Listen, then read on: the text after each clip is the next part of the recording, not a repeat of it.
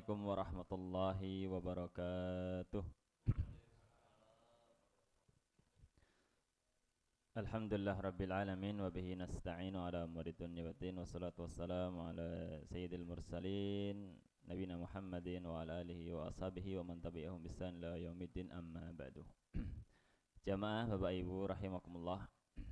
Alhamdulillah pada kesempatan yang mulia ini Allah Subhanahu wa taala kembali membimbing kita semuanya untuk sama-sama bisa hadir di majelis ilmu ini, yang tentunya kita sadari majelis semacam ini adalah suatu kenikmatan atau di antara kenikmatan-kenikmatan Allah Subhanahu wa taala yang begitu besar, yang tidak diberikan kepada seluruh hamba-hambanya. Hanya hamba-hambanya yang terpilih sajalah yang tergerak hatinya untuk merelakan waktunya, merelakan tenaganya, bahkan sebagian hartanya untuk sejenak menghadiri majelis-majelis ilmu. Bahkan di antara keistimewaan menika Allah Subhanahu wa taala kabaraken dalam ayatnya yang mulia. Allah Subhanahu wa taala berfirman, yarfa'illahu alladhina amanu minkum walladhina utul ilma darajat. Nggih, dalam ayat menika Allah menjanjikan akan mengangkat derajat orang-orang yang beriman dan yang diberikan ilmu. Orang-orang yang senantiasa menghadiri majelis ilmu itu akan diangkat derajatnya, baik dalam kehidupan dunia maupun dalam kehidupan akhirat samangke. Pramila Bapak Ibu sedaya, alhamdulillah, semoga kita tansah bersyukur dumateng Allah Subhanahu wa taala atas nikmat yang agung ini, atas hidayah yang Allah Subhanahu wa taala berikan pada kita semuanya untuk senantiasa bisa menghadiri dan istiqomah di dalam berthalabul ilmi. Dan tentunya tidak bosan-bosan kami mengingatkan pada diri kami pribadi dan pada jamaah semuanya untuk senantiasa mengikhlaskan niat kita. Di setiap amal apapun yang kita lakukan, sebelum kita bertindak, marilah kita koreksi hati kita. Sudahkah kita mengikhlaskan apa yang akan kita amalkan? Maka marilah sebelum kita jauh duduk di majelis ini, kita sama-sama mengikhlaskan bermajelis kita ini hanya untuk mencari ridha Allah Subhanahu wa taala. Mudah-mudahan dengan demikian Allah Subhanahu wa taala menurunkan keberkahan dan keridhaannya kepada kita semuanya. Amin ya rabbal alamin. Jamaah rahimakumullah, kita lajengaken nggih pembahasan kita terkait zakat mal kalian zakat fitrah nggih. Terakhir sampun kita singgung terkait penyaluran zakat nggih. Nggih, sampun terbahas dua asnaf, dua golongan nggih, dua golongan yang berhak menerima zakat. Saya menika zakat mal maupun zakat fitrah nggih. Yang pertama dan kedua kemarin sudah kita jelaskan nggih, menika terkait al-fakir, yang ingkang fakir nggih kalian miskin. Ya, kesimpulanipun meskipun para ulama berbeda pendapat tentang definisi fakir kalian miskin menika, tetapi pada satu kesimpulan mereka dua golongan ini sama-sama berhak menerima zakat. Nggih, meskipun sebagian mendefinisikan fakir menika adalah tiang ingkang nggadahi pekerjaan, nggadahi penghasilan tapi tidak cukup untuk memenuhi kebutuhannya. Misalnya kebutuhannya setiap bulan harus mengeluarkan 2 juta, tapi penghasilannya hanya 1 juta saja. Niku fakir. Okay. Kemudian miskin adalah orang yang tidak mempunyai pekerjaan, sehingga tidak mempunyai income, tidak mempunyai penghasilan, sehingga tidak bisa memenuhi kebutuhannya. Ini fakir, ini miskin. Begitupun sebaliknya, sebagian ulama yang lainnya berpendapat yang berseberangan. Justru yang fakir adalah yang tidak punya pekerjaan, yang tidak mempunyai penghasilan sehingga tidak bisa memenuhi kebutuhannya. Kemudian yang miskin adalah yang masih punya pekerjaan, masih punya pendapatan tetapi tidak cukup. Nah, ini kok perbedaan para ulama. Tetapi ala kulli hal, terlepas dari perbedaan pengertian antara fakir dan miskin menika, sama-sama keduanya adalah berhak menerima zakat. Okay, baik itu zakat mal maupun zakat fitrah. Kemudian golongan ketiga ingkang dipun sebat dalam ayat surat At-Taubah menika nggih menika wal amilina 'alaiha. Wal amil, amil nggih, amil zakat wal amilina 'alaiha. Sinten menika amil? Nggih menika tiyang ingkang dipun tunjuk untuk napa? Untuk mengurusi zakat nggih, mengurusi nika terkait nggih ingkang mendeti zakatipun, ingkang menulis mencatat, sekretarisipun, bendaharanipun, kemudian ingkang membagikan. Nah nika adalah napa? Amil nggih, ingkang dipun tunjuk secara resmi. Saya menika saking napa badan ingkang resmi utawi sesuai dengan urf masyarakat. Misalipun biasanipun zakat menika ingkang mengurusi nggih masjid setempat. Ketika dipun tunjuk oleh masjid setempat untuk mengurusi zakat, niku ugi termasuk insyaallah menjadi amil, meskipun ada perbedaan pendapat nggih di kalangan ulama-ulama kontemporer. Sebagian berpendapat ketika amil menika tidak ditunjuk secara resmi oleh penguasa yang resmi, meskipun dia ditunjuk oleh masjid-masjid kampung, niku tidak termasuk amil. Niku sebagian pendapat.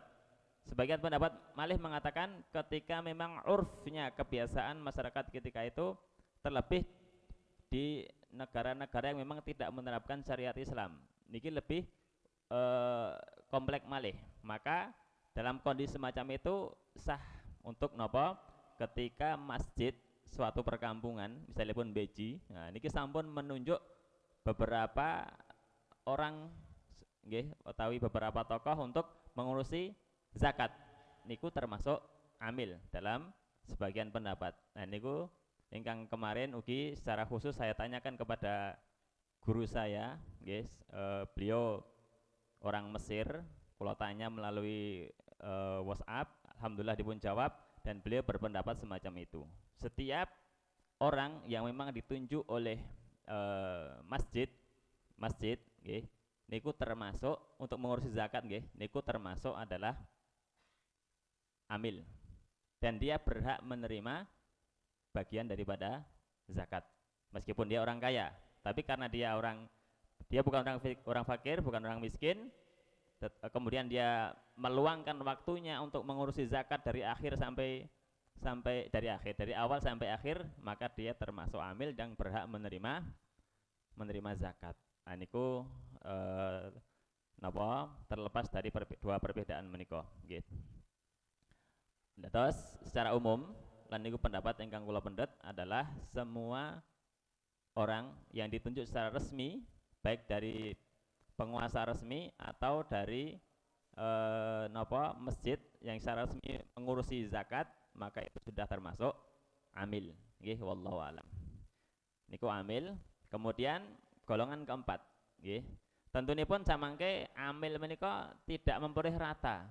Ngapunten saderengipun berpindah kepada golongan selanjutnya. Amil menika tentunipun diberikan jatah dari zakat itu berdasarkan kinerjanya. Semakin kinerjanya berat, tanggung jawabnya berat, maka semakin besar pula memperoleh kadar zakat yang diberikan. Adapun yang kinerjanya kurang, hanya sekedar membantu saja mungkin, nah itu juga mendapatkan tentu kadarnya lebih sedikit sesuai dengan kinerja yang dikeluarkan nggih untuk pengurusan zakat menika. Dados tidak dibagi rata, semua anggota mendapatkan misalipun jatah 20 kilo misalnya, semuanya rata mboten, tapi sesuai dengan kinerja yang diberikan nggih. Dados niki ketuanya memandang, oh ini si fulan ini kinerjanya lebih tinggi, lebih besar yang dia berikan, maka dia berhak menerima yang lebih besar ketimbang yang misalnya cuman tidak seberapa yang memberikan tenaganya. Nah niku kedah dipun perhatikan. Kemudian wal muallafati qulubihim. Nah niki qulubuhum nggih. Dados niki ingkang nomor sekawan. Golongan keempat nggih menika muallaf. Muallaf menika adalah tiyang ingkang baru masuk Islam nggih, baru masuk Islam, atau orang yang memang dia belum masuk Islam tetapi nopo prosentasenya besar untuk masuk Islam, dikuatkan dengan adanya zakat kalau untuk menarik hatinya menjadi luluh dan masuk Islam. Jadi atas ada dua kemungkinan. Mu'alaf menika adalah tiang di luar agama Islam tetapi sudah mempunyai kecondongan dalam agama Islam, kemudian dia berpotensi besar untuk masuk Islam, maka ketika itu kita boleh memberikan zakat kepada mu'alaf menikah. Atau orang yang baru masuk Islam tetapi kualitas keislamannya belum kuat, maka berhak untuk menerima zakat untuk menguatkan keislamanipun. Kemudian wafir riqab. Nah, niki golongan yang kelima, nggih. Ar-riqab niku napa? Budak. Nggih, napa maksudnya membebaskan budak. Al-mukatabun. Nggih menika budak yang sudah bersepakat dengan majikannya untuk menebus. Misalnya majikannya memberikan standar, kamu boleh merdeka tetapi harus membayar sekian ratus juta misalnya, 50 juta misalnya, kamu harus membayar sekian dengan nilai sekian, silahkan dicicil. Nah niku ingkang dipun wastani mukatabun, budak ingkang berusaha memerdekakan dirinya. Ketika ada budak semacam itu, maka boleh diberikan dari sebagian harta zakat untuk memenuhi atau melunasi pembayaran sehingga dia bisa merdeka. Atau yang memang budak belum mukatab, belum ada kesepakatan dengan majikannya, itu juga diperbolehkan untuk nopo dimerdekakan, tentunya dengan catatan budak muslim, budak ingkang muslim. Nah niko boleh diberikan sebagian harta zakat atau dia berhak menerima zakat kemudian untuk memerdekakan dirinya, membebaskan dari perbudakan. Oke, sebagian ulama memandang ketika di zaman yang tidak ada perbudakan, mungkin seperti zaman kita ini, maka diperbolehkan untuk diberikan kepada tawanan-tawanan kaum muslimin. Misalnya terjadi peperangan antara, misalnya yang ada pada hari ini antara Palestina dan Israel. Kemudian misalnya ada sebagian kaum muslimin tertawan oleh musuh Israel, maka dalam kondisi semacam itu boleh diberikan harta zakat kepada tawanan ini untuk membebaskan dirinya, untuk menebus tawanan ini sehingga bisa bebas dari tawanan musuh. Niko diperbolehkan. Niku sebagian ulama memandang demikian ketika pada zaman tidak ada perbudakan. Kemudian golongan yang keenam wal gharimin. Gharim niku napa? Tiang ingkang punya hutang yang tidak bisa membayar, dengan catatan piyambakipun tidak punya aset untuk bisa melunasi hutang. Misalnya ada orang berhutang, kemudian piyambakipun dia masih punya aset, punya tanah sekian hektar misalnya, dia harus berusaha menjual tanahnya dulu kemudian dilunasi. Baru kalau memang asetnya tidak mencukupi untuk melunasi seluruh hutang yang ada, baru sisanya boleh diberikan zakat mal atau zakat fitrah untuk orang yang terkena terlilit hutang menika. Atau ya memang tiang orang mempunyai hutang, terlilit hutang, kemudian tidak mampu, memang secara finansial tidak memiliki, tidak punya aset, maka dia berhak.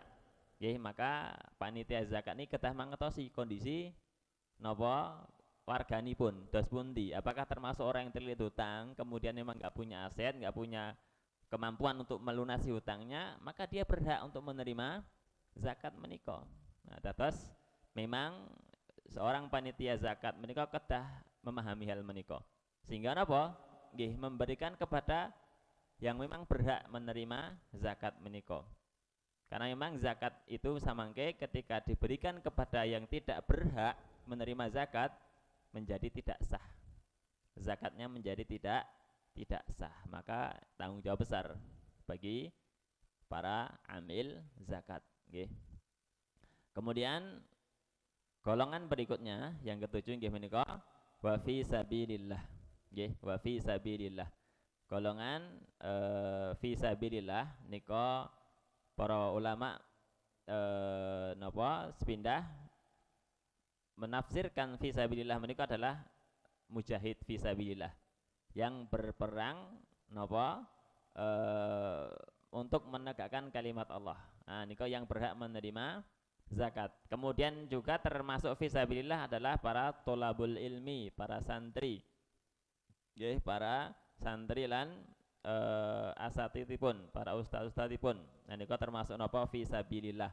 Berdasarkan hadis Nabi sallallahu alaihi wasallam, man kharaja fi talabil ilmi fahuwa fi sabilillah hatta yarji'a. Ini pun Nabi sallallahu alaihi wasallam, sinten kemawon siapa saja yang keluar untuk menuntut ilmu sampai dia kembali maka dia di jalan Allah fi sabilillah. Nggih. Tentunya itu adalah bagi orang yang meluangkan waktunya nggih untuk napa menuntut ilmu.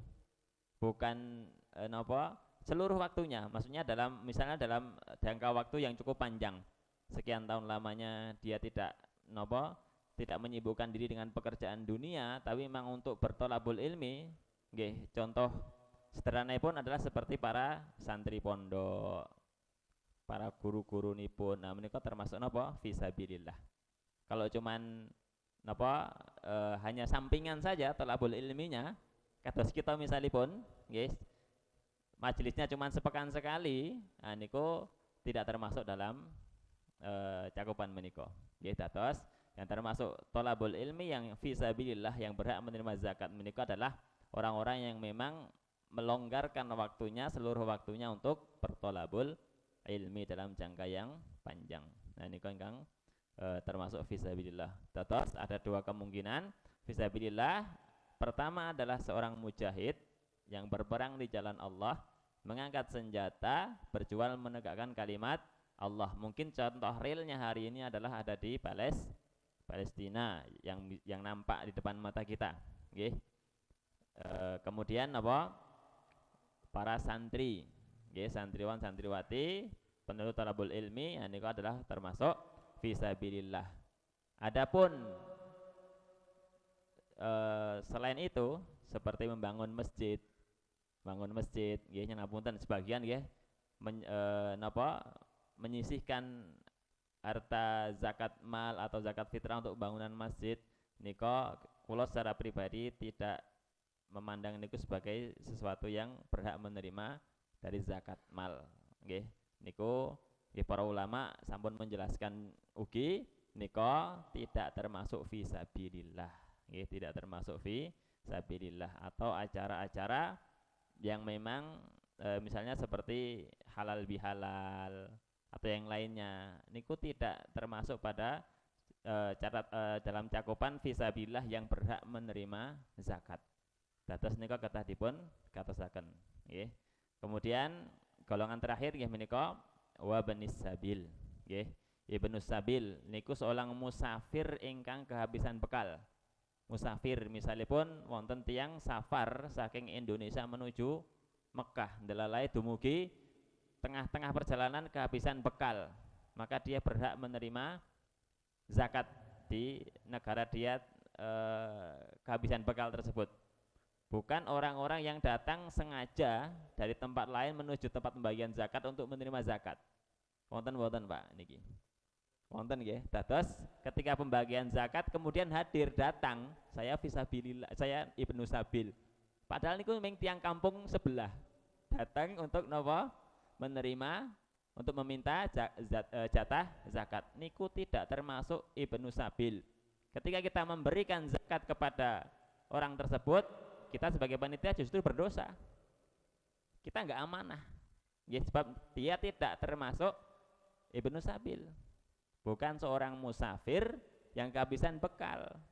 Nah, terus niku kathah dipun gatosaken, nggih. Ibnu Sabil bukan orang yang sengaja datang pada pembagian zakat, kadang berbondong-bondong Pak, gerombolan mereka, nggih. Kemudian minta jatah. Niku tidak termasuk Ibnu Sabil, tapi Ibnu Sabil adalah seorang musafir yang kehabisan bekal untuk menuju ke tempat tinggalnya, dia tidak punya bekal kembali, kemudian diberikan dari zakat mal niku diperbolehkan. Nah niku 8 asnaf, 8 golongan yang Allah Subhanahu wa taala sebut dalam surat At-Taubah ayat ke-60 nggih. Kemudian wa ila man yujad minhum, kemudian diberikan kepada golongan-golongan yang ada di antara mereka. Misalnya di kampung kita ini hanya ada 3 golongan dari 8 golongan nih kok. Tidak apa-apa, berikan kepada 3 golongan yang ada. Tidak harus mencari ke-8-nya semuanya, tidak harus mencari seluruh golongan yang ada. Di kampung kita adanya golongan yang mana saja, ada 8 kita berikan kalau bisa secara rata, maksudnya semua golongan mendapatkan jatah. Ketika tidak ada yang ada kemauan nggih. Wala yaktasiru ala aqalli min salasatin min kulli sinfin illal amil. Kemudian tidak mencukupkan dari setiap golongan 3 orang saja. Misalnya ada orang miskin di tempat ini, ada 10 orang miskin, tapi kemudian kita mencukupkan 3 orang miskin saja yang diberikan. Jangan, tapi berikan semuanya kepada orang miskin, diratakan kepada orang miskin nggih. Kecuali amil misalnya ya emang 3 orang ya tidak apa-apa, berikan pada 3 orang saja misalnya kalau ada amilnya cuman 3 orang okay. Tapi kalau orang miskin kok ternyata banyak ya diratakan, jangan sampai dicukupkan pada 3 orang atau kurang dari jumlah yang ada. Nah ini kok terkait pembagian zakat.